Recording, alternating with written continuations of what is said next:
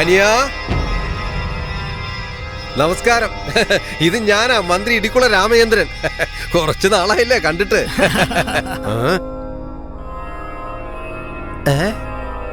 എന്താ ആളാകെ മാറിപ്പോയല്ലോ.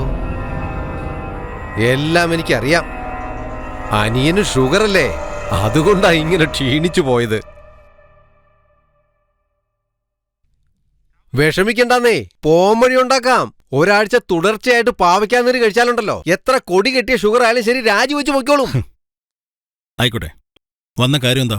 ഇതെന്താ പുതിയതായിട്ട് ഒരുമാതിരി ചോദ്യങ്ങളൊക്കെ ചോദിക്കുന്നത്? എല്ലാം നമുക്ക് അറിയാവുന്ന കാര്യങ്ങളൊക്കെ തന്നെയല്ലേ. ഈ ഹൈവേയുടെ അടുത്തുള്ള 100 ഏക്കർ സ്ഥലമില്ലേ, അതിന് നമ്മൾ പട്ടയം കൊടുത്തതല്ലേ. അതിൽ ചെറിയ ലീഗൽ പ്രോബ്ലംസ്. എന്താ ഇപ്പൊ പ്രോബ്ലം? നമ്മൾ കുടിയൊഴിപ്പിക്കാൻ നോക്കിയ ചേരി പ്രദേശം ഉൾപ്പെടെ പണം കൊടുത്തിട്ടല്ലേ നമ്മൾ പട്ടയം ശരിയാക്കിയത്. ആ കാര്യം പറഞ്ഞേ. ഈ വിഷയത്തെക്കുറിച്ച് ആ ചേരിയിലുള്ള ഒരു വീട്ടിൽ പോലും പറഞ്ഞിട്ടില്ല. ഈ നാശം പിടിച്ചതുങ്ങളുടെ ഇടയ്ക്ക് കൊണ്ട് ഞാൻ ഹോട്ടലിൽ കെട്ടിയെന്ന് തന്നെ വെച്ചോ. ഒരാൾക്ക് ഒരു AC റൂം ചോദിച്ചായിരിക്കും അടുത്ത പ്രശ്നം കൊണ്ടുവരാൻ പോകുന്നത്. താൻ എന്ത് ചെയ്യുമെന്നൊന്നും എനിക്ക് ഒരു പിടിയുമില്ല. ആ പുറമ്പോക്കിലുള്ളവർക്ക് ചുടുകാട്ടിലെങ്കിലും കുറച്ച് സ്ഥലം കൊടുത്ത് ഈ പ്രശ്നം എങ്ങനെങ്കിലും ഒന്ന് ഒഴിവാക്ക്. ഇതൊക്കെ നിങ്ങൾക്ക് ഫോണിൽ പറയാറുന്നില്ലേ സാറേ? അതിന് ഞങ്ങൾക്ക് ഫോണേ ഇല്ലല്ലോ. എന്താ ഈ പറയുന്നേ? എന്റെ കളക്ടർ സാറേ, മന്ത്രിക്ക് ഇതുവരെ ഒരു നല്ല കാര്യം ഫോണിൽ പറഞ്ഞ ശീലമേ ഇല്ല. അതാണ് സത്യം. മന്ത്രിസഭ പിരിച്ചുവിടുമെന്നും വിചാരണ കമ്മീഷൻ വെക്കുമെന്നും.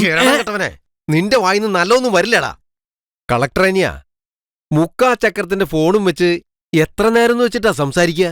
രഹസ്യം എങ്ങാനും പരസ്യമായി പോയാ വോട്ട് ചോദിച്ച് ചെല്ലാൻ പറ്റുമോ? അതുകൊണ്ട് നമുക്കെല്ലാ കാര്യങ്ങളും സ്ട്രൈറ്റ് ഡീലിങ്സാ. Hello hello, collector office? അതെ, കളക്ടർ ഓഫീസാണ്. കളക്ടർ അവിടെയുണ്ടോ? വിവരം കേട്ടവന്. കളക്ടർ ഓഫീസിൽ കളക്ടർ അല്ലാതെ പിന്നെ കമ്പൗണ്ടറാണ് ഇരിക്കുന്നത്. ഞാൻ AC കൃഷ്ണകുമാറാണ് സംസാരിക്കുന്നത്. മന്ത്രി ഇടുക്കുളയാ സംസാരിക്കുന്നത്. ഓ സോറി സാർ, ചെറിയൊരു വെരിഫിക്കേഷൻ. കളക്ടറിന് എന്തെങ്കിലും പ്രോബ്ലം? എനിക്കും കളക്ടർക്കും ഇടയ്ക്ക് 100 പ്രശ്നങ്ങൾ കാണും.